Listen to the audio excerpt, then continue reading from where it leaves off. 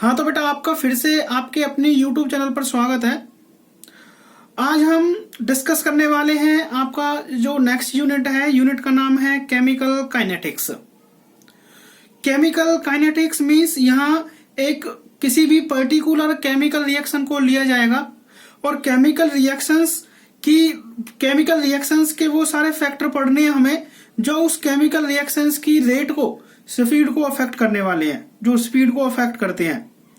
ठीक है, तो इन सब फैक्टर्स के बारे में हम डिस्कस करने वाले हैं इस यूनिट में। ध्यान से पढ़ना है और यूनिट काफी सिंपल है और इतना लेंथी भी नहीं है, काफी छोटी यूनिट है, तो ध्यान देना है बेटा। देखो इसमें मैंने नोट्स पहले ही बना रखे हैं और नोट्स बनाने का हमें फायदा पहले भी बताया है मैंने कि नोट्स बनाने का फायदा ये है कि हमारे टाइम की सेविंग होगी, कम टाइम में ज्यादा काम हो जाएगा।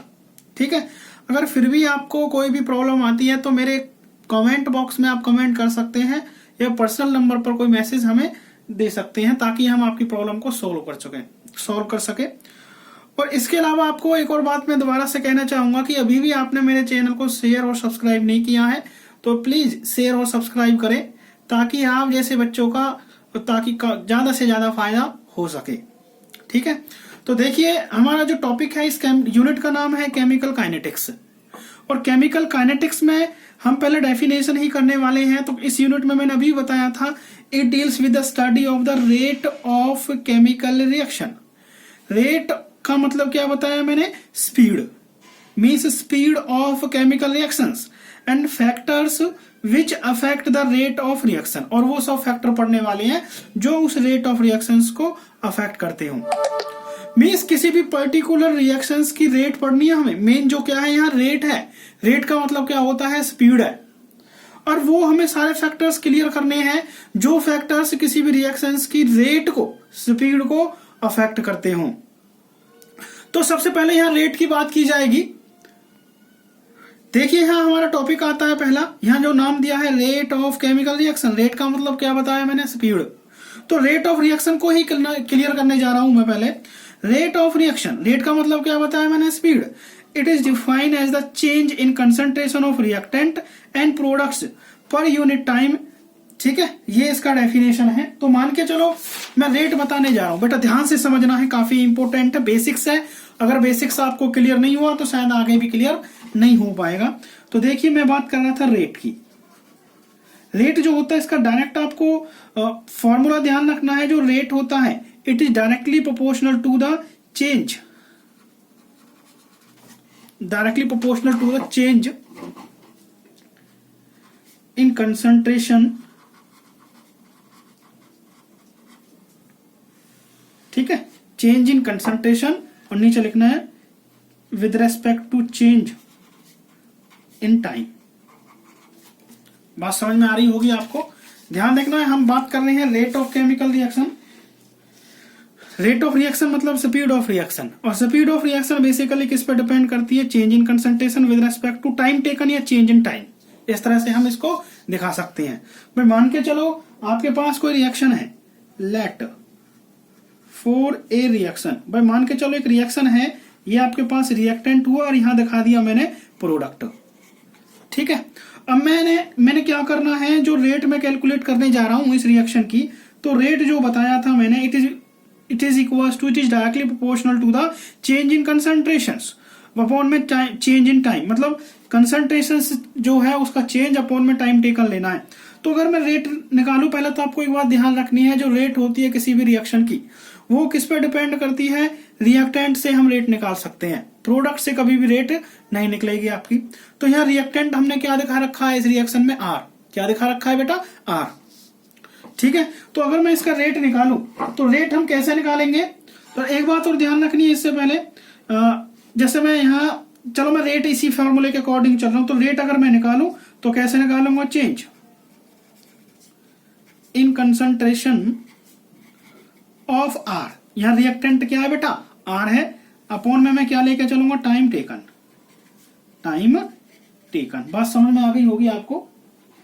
ठीक है बेटा, अब यहां जो मैंने बताया है rate is directly proportional to the concentration upon में टाइम टेकन। और कंसंट्रेशन भी कैसी लेंगे? जो चेंज हो रही हो। अब यहाँ रेट आर से पी बन रहा है, रिएक्टेंट से प्रोडक्ट बन रहा है। मतलब प्रोडक्ट जो बनेगा रिएक्टेंट में से कुछ लेकर ही बनेगा। बात समझ रहे होंगे कि जो प्रोडक्ट फॉर्मेशन होता है रिएक्टेंट में से ही तो बनता है। अब रिएक्टेंट में से प्रोडक्ट बन रहा है, मींस रिएक्टेंट की कंसंट्रेशन आपकी क्या होगी, डिक्रीज होगी। क्या होगी, रिएक्टेंट की कंसंट्रेशन डिक्रीज होगी। अब दूसरा हम प्रोडक्ट की बात करते हैं, प्रोडक्ट की कंसंट्रेशन क्या होगी उस दौरान, इंक्रीज होगी। बात समझ में आ रही है। तो मैं जो रेट निकालना था, रेट की कंसंट्रेशन यहाँ रिएक्टेंट प्रोडक्ट में जा रहा था, बट एक्चुअल में रिएक्टेंट की कंसंट्रेशन डिक्रीज हो रही है। क्या हो रही है, डिक्रीज। तो हम लिखा सकते हैं, जैसे यहाँ लिख रखा है मैंने, rate equals to change in concentration of R, जैसे कि फॉर्मूले के अकॉर्डिंग, अपॉन में टाइम टेकन या चेंज इन टाइम। तो यहाँ जो आर की कंसंट्रेशन है वो चेंज हो रही है, और वो चेंज क्या हो रही है, डिक्रीज हो रही है। क्या हो रही है, डिक्रीज। ये बात भी आपको क्लियर हो गई होगी। तो और हम ये भी लिख सकते हैं, rate directly proportional to decrease in concentration of R. भाई आर की रिएक्शन, इस रिएक्शन में रिएक्टेंट की कंसंट्रेशन तो डिक्रीज हो रही है, तो यहां दिखाएंगे हम decrease in concentration of R, upon में लेंगे टाइम टेकन। अपॉन में क्या लेंगे बेटा, टाइम टेकन। बात समझ में आ गई होगी आपको। वैसे ही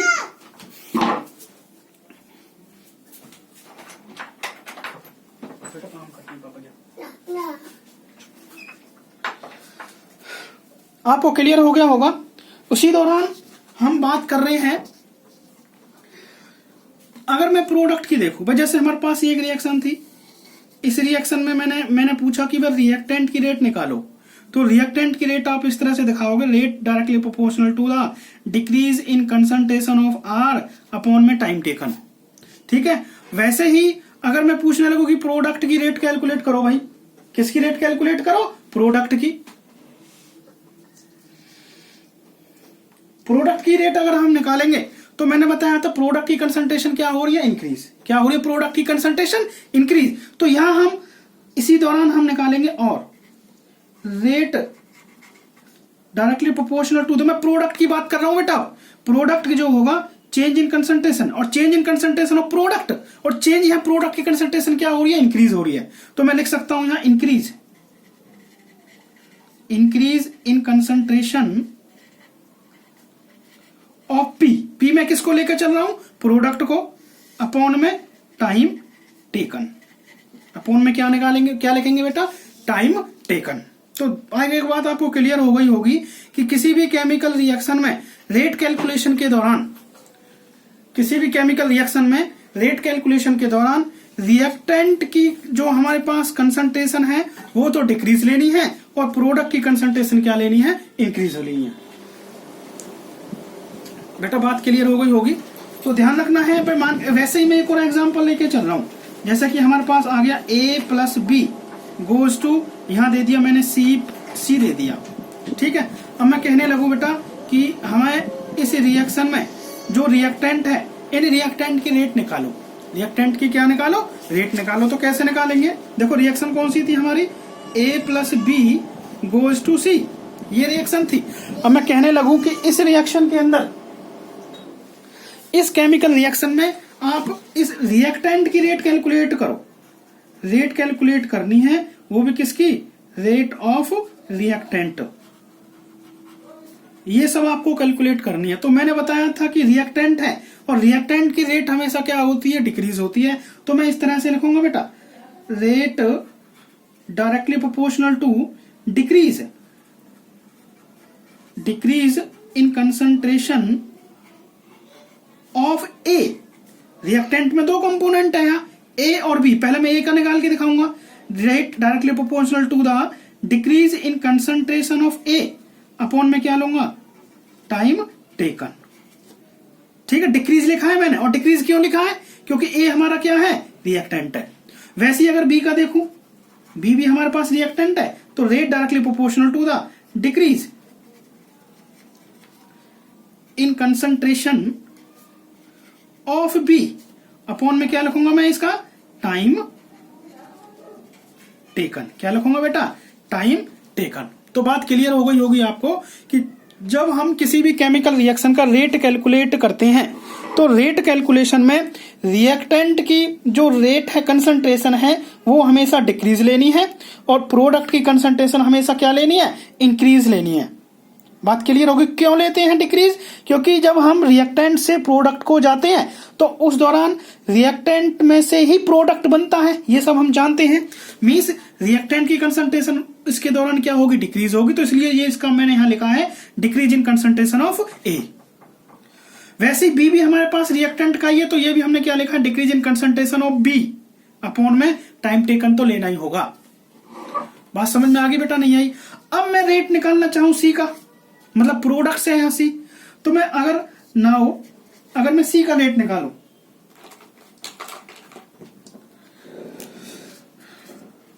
now rate of product C can be calculated as, C का अगर मैं रेट निकालू तो कैसे निकालूंगा बेटा? रेट डायरेक्टली प्रोपोर्शनल टू, ठीक है, सी हमारा प्रोडक्ट है और प्रोडक्ट की कंसंट्रेशन क्या लिखनी है? जैसे वहां डिक्रीज लिख रहे थे रिएक्टेंट की, तो प्रोडक्ट की क्या लिखेंगे? इंक्रीज। तो यहां लिखेंगे increase in concentration of C upon में क्या लिखेंगे? वही टाइम टेकन। तो मेरी जो बात जिसको मैं कहना चाह रहा था आपको क्लियर हो गई होगी कि जब आप रेट निकालते हो तो रेट निकालने का फॉर्मूला पहले तो आपको ध्यान रखना है क्या होता है? चेंज इन कंसंट्रेशन अपॉन में टाइम टेकन। एक तो ये बात ध्यान रखनी है। अब वो चेंज इन कंसंट्रेशन जो लिखा है मैंने, तो चेंज का मतलब है कि रिएक्टेंट और प्रोडक्ट की कंसंट्रेशन जो होगी वो अलग अलग होगी। जैसे कि हम एक केमिकल रिएक्शन लेके चल रहे हैं, जैसे R goes to product P, तो अगर मैं कहने लगूं कि रिएक्टेंट की रेट निकालो तो rate directly proportional to the change in concentration of R upon में time taken according to the formula.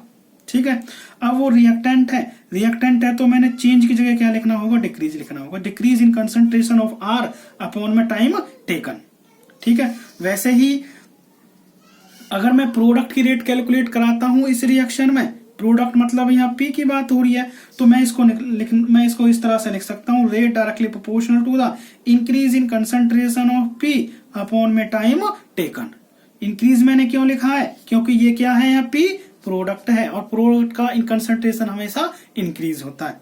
वैसे ही मैं एक और केमिकल रिएक्शन लेके चल रहा हूँ, जैसे कि A plus B goes to C, ये हमारे पास रिएक्टेंट्स हो गए और ये क्या हो गए? प्रोडक्ट्स। अब मैं कहने लगूं कि इस रिएक्शन में बल A का रेट कैलकुलेट करो और इसमें A हमारा क्या है? रिएक्टेंट है, तो rate equals to decrease in concentration of A upon में टाइम टेकन। A का अगर पूछ रहा हूं मैं, अगर B का पूछ रहा हूं तो वहां भी B भी हमारा रिएक्टेंट है, तो यहां भी हम क्या लिखेंगे? Decrease in concentration of B upon में टाइम टेकन। अगर मैं C का पूछता हूं और C हमारे पास क्या है? यहाँ C क्या है भाई? प्रोडक्ट। अगर प्रोडक्ट का पूछता हूं तो प्रोडक्ट में मैं क्या लिखूंगा? Increase. Rate directly proportional to the increase in concentration of C upon में टाइम टेकन। बेटा बात समझ में आ गई नहीं आ गई? है, मेरे हिसाब से आपको मेरी बात क्लियर हो गई होगी। अब मैं कहने लगूं कि पूरी रिएक्शन का रेट निकालो। समझ में आ रही है? देखिए, बस जैसे हमारे पास ये रिएक्शन है A plus B goes to C, ये तो मैंने अलग अलग कंपोनेंट के रेट निकाल लिए इसमें। अब मैं कहने लगूं कि इस पूरी रिएक्शन का रेट कैलकुलेट करो। रेट लिखो कि इस रिएक्शन का रेट आप किस तरह से कैलकुलेट करोगे पूरी रिएक्शन का। तो ध्यान रखना है रेट किस तरह से निकालना है।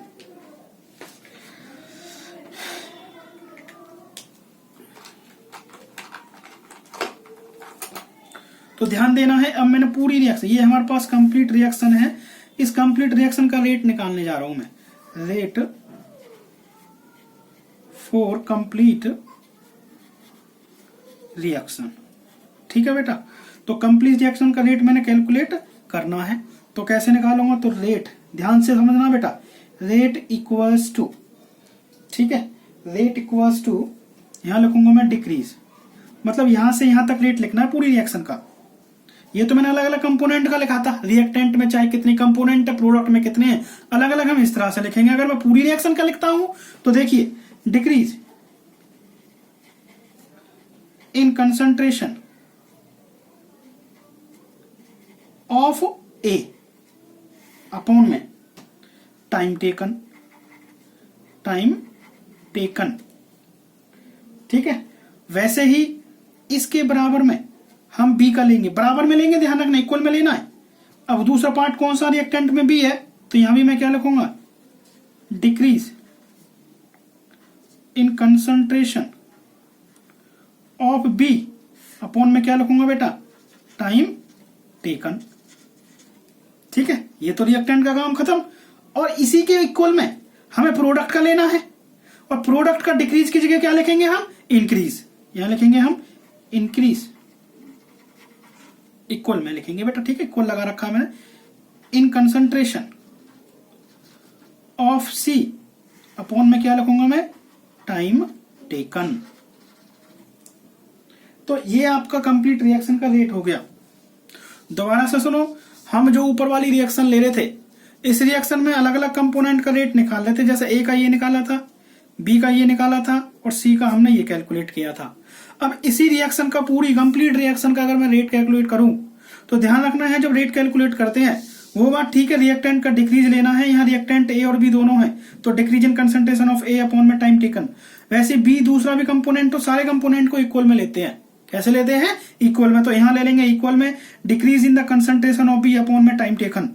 वैसे ही सी लिखेंगे, सी हमारा प्रोडक्ट है, तो उसको हम किसके ले जाएंगे, इंक्रीज ले लेंगे, क्योंकि प्रोडक्ट हमें रिएक्टेंट में से ही मिलता है।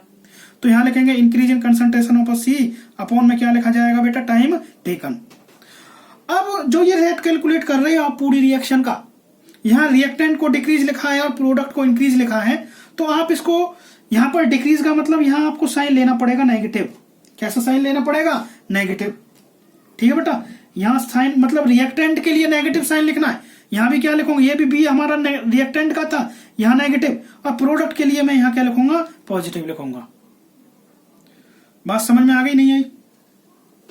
मेरे हिसाब से बात आपको क्लियर हो गई होगी मैं क्या कहना चाह रहा हूं। देखिए, हमारे पास ए था प्लस बी था, और ये था हमारे पास सी। अब ए का रेट अगर मैं जैसे निकाल रहा था, रेट कैलकुलेट जो कर रहा था, इस रेट कैलकुलेशन में मैंने क्या करना था, ए और बी का तो हम डिक्रीज लिखेंगे concentration, decrease in the concentration of A and decrease in the concentration of B, और सी का लिखेंगे increase in concentration of C, और तीनों को क्या लिखेंगे, एक दूसरे के बराबर में लिखेंगे। अब जो हमारे पास रिएक्टेंट है, रिएक्टेंट का हमें डिक्रीज लिखा है, मतलब इसकी साइन हमें क्या लेना पड़ेगा, केमिकल रिएक्शन की इसका हमें साइन कैसा लेना पड़ेगा, नेगेटिव लेना पड़ेगा। कैसा लेना पड़ेगा, नेगेटिव। तो हम इसको इस तरह से भी दिखा सकते हैं शॉर्ट में, minus del of A upon में लिख सकते हैं डेल ऑफ टी। ठीक है, बराबर में minus del of B upon में डेल ऑफ सी। इसको भी इक्वल में लेंगे। अब सी की बात कर रहे हैं तो सी को किस में लेंगे, प्लस में। इसको मैं लिख सकता हूं del of C upon del of T. बात समझ में आ गई। यहां पर जो डेल है, डेल किसको डिनोट करता है, चेंज को। किसको डिनोट करना है बेटा, चेंज। ध्यान रखना है, अगर डेल यूज कर सकते हैं या हम स्मॉल डी भी यूज कर सकते हैं। ये भी किसको डिनोट करता है, चेंज को। ये हमारा जो डेल है, डेल और डी दोनों किसको डिनोट करते हैं, चेंज को। केवल change in concentration of A with respect to change in time. और ये रिएक्टेंट है ए, तो साइन ले लिया नेगेटिव। वैसे ही इक्वल में change in concentration of B, ये भी रिएक्टेंट है, अपॉन में change in with respect to time. क्या लेंगे हम, change in with respect to time. जो ये चेंज हो रहा है वो किसके रेस्पेक्ट में, कितने टाइम जो चेंज किया है उसमें जो चेंज हो रहा है उसकी बात कर रहे हैं। ठीक है, मतलब change in concentration of B with respect to time taken, इस तरह से भी समझ सकते हो। साइन यहाँ नेगेटिव, क्योंकि ये हमारे पास बी क्या है, रिएक्टेंट है। इक्वल में सी ले लिया positive, del of C upon में डेल ऑफ टी, मतलब change in concentration of C upon with respect to time taken. तो यहाँ हम डेल जो यूज किया है, डेल किसको डिनोट कर रहा है, चेंज को। किसको डिनोट कर रहा है, चेंज को। वो चेंज रिएक्टेंट का है, प्रोडक्ट का है, वो कौन डिनोट बताएगा, हमें साइन बताएगा। ठीक है, अब डेल डी भी यूज कर सकते हैं, डेल भी यूज कर सकते हैं। बस एक बात ध्यान रखनी है, डेल जहां यूज करना है, डेल तो यूज करना है लार्ज चेंज के लिए, ज्यादा चेंज के लिए। अगर रिएक्टेंट्स प्रोडक्ट्स में, जैसे भी आप कोई भी रिएक्शंस फॉलो कर रहे हो, रिएक्टेंट से प्रोडक्ट में कन्वर्जन हो रहा है और चेंज अगर ज्यादा हो रहा है तो आप यूज कर सकते हैं वहां डेल। अगर चेंज कम है तो वहां आप स्मॉल डी यूज करोगे। कैसा यूज करोगे, स्मॉल डी किसके लिए है? ये स्मॉल चेंज के लिए। किसके लिए है बेटा? ये स्मॉल चेंज के लिए। बात समझ में आ गई होगी आपको। तो इस तरह से हम पूरे कंप्लीट रिएक्शन का रेट कैलकुलेट करेंगे। ठीक है, साइन हमें ध्यान रखने हैं कि रिएक्टेंट के लिए हमें नेगेटिव साइन लेना है और प्रोडक्ट के लिए कैसा साइन लेना पड़ेगा बेटा? Positive sign. कैसा लेना पड़ेगा? पॉजिटिव। अब एक बात और ध्यान रखनी है, ठीक है, मेरे हिसाब से आपको मेरी बात क्लियर हो गई होगी। अब हम एक और बात क्लियर करने जा रहे हैं। अब कुछ रिएक्शन ऐसी है हमारे पास में, मान के चलो लेट फॉर ए रिएक्शन। अब कुछ रिएक्शन ऐसी हैं जिन रिएक्शंस में हमें रिएक्टेंट और प्रोडक्ट के कोफिशिएंट दे रखे हैं। क्या दे रखे हैं? कोफिशिएंट। भाई मान के चलो ये हो गया आपका 2a, प्लस में दे दिया 3b और यहां दिखा दिया हमें c दे दिया। क्लियर? अब मैं कहने लगूं कि इस रिएक्शन के लिए आप रेट कैलकुलेट करिए। क्या कैलकुलेट करिए बेटा? रेट कैलकुलेट करिए। तो मैं रेट निकालूंगा किस तरह से? Rate equals to change in concentration of, क्या लिखेंगे? ए बी और सी दोनों तीनों को बराबर रखेंगे और रिएक्टेंट को ले लेंगे माइनस में और प्रोडक्ट को ले लेंगे प्लस में। तो यहां दिखाओगे आप डेल ऑफ ए अपॉन में डेल ऑफ टी। ए के लिए हो गया, प्लस साइन कैसा आएगा? यहाँ नेगेटिव, क्योंकि ये ए क्या है? रिएक्टेंट। इक्वल में minus del of B upon में डेल ऑफ टी। बी भी हमारे पास रिएक्टेंट है तो यहां भी साइन कैसा ले लिया मैंने? माइनस। इक्वल्स में बराबर में प्लस का साइन। सी, अब सी की बात होगी क्योंकि सी आ रहा है आगे और सी क्या है? प्रोडक्ट, तो साइन ले लिया मैंने positive. Del of C upon में डेल ऑफ टी। अब इस रिएक्शन में आपको कोफिशिएंट दे रखे हैं। ए के कोफिशिएंट में 2 दे रखा है और बी के कोफिशिएंट में 3 दे रखा है। तो ध्यान रखना है कोफिशिएंट को हमेशा डिवाइड में ले जाते हैं। किस में ले जाते हैं? डिवाइड में।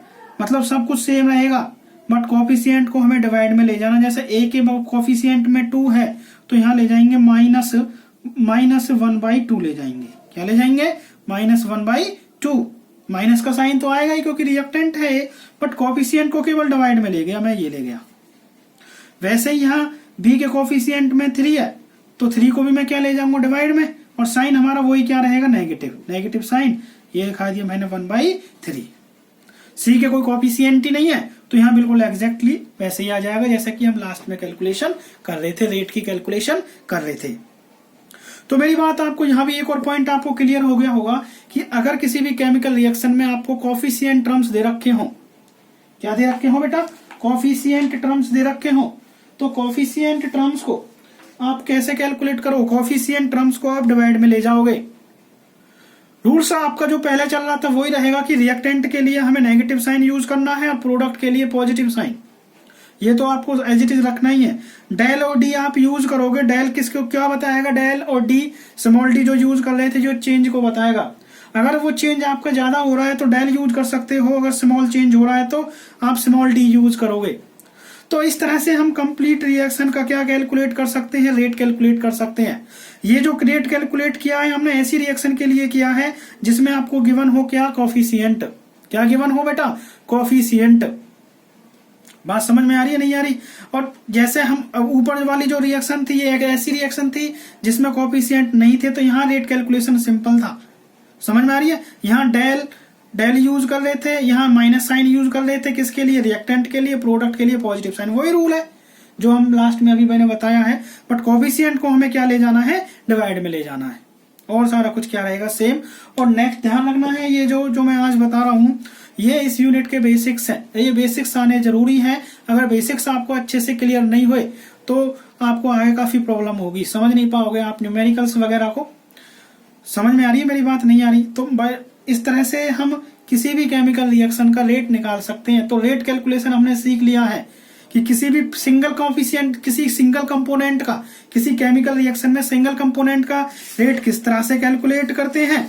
ठीक है, सिंगल कंपोनेंट का जैसे यहाँ दिखाया था, और कंप्लीट पूरी रिएक्शन का रेट किस तरह से कैलकुलेट करते हैं, ये सब हमने सीख लिया है। और यदि केमिकल रिएक्शन में आपको कोफिशिएंट है तो उस कोफिशिएंट टर्म्स की रिएक्शन के लिए रेट किस तरह से कैलकुलेट करते हैं। तो इस तरह से हमने केमिकल रिएक्शंस में चाहे कोफिशिएंट है चाहे नहीं है सभी के लिए हमने रेट कैलकुलेशन सीख लिया है। अब जो न्यूमेरिकल प्रॉब्लम है, इसमें न्यूमेरिकल प्रॉब्लम में किस तरह की आपकी वैल्यूज गिवन होगी, मैं मान के चलो आपको किसी भी न्यूमेरिकल्स में बी की कंसंट्रेशन गिवन है कि change in concentration is this, जैसे कि मैं मान के चलूं 3.414 और ये आपकी कंसंट्रेशन दे रखी है आपकी किसकी, चेंज इन कंपोनेंट बी की, तो इसकी जगह तो आ जाएगी ये वाली वैल्यू बी की। मान के चलो अगर रिएक्शन में न्यूमेरिकल में आपको change in concentration of B दे रखी है इतनी, तो इसकी जगह पे हम ये वैल्यू रख कर कंसंट्रेशन ऑफ ए कैलकुलेट कर सकते हैं और कंसंट्रेशन ऑफ सी कैलकुलेट कर सकते हैं।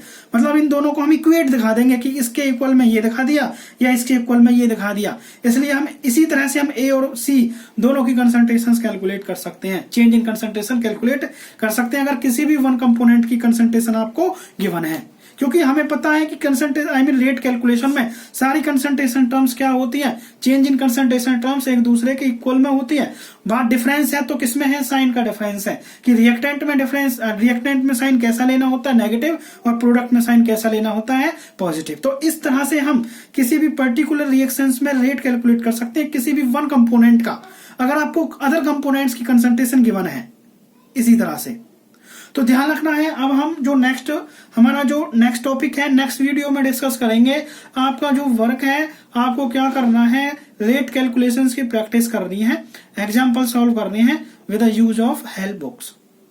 ठीक है बेटा, तो आज के लिए बस इतना ही। नेक्स्ट टॉपिक हम नेक्स्ट वीडियो में डिस्कस करेंगे। ठीक है बेटा, ठीक है बेटा, ओके।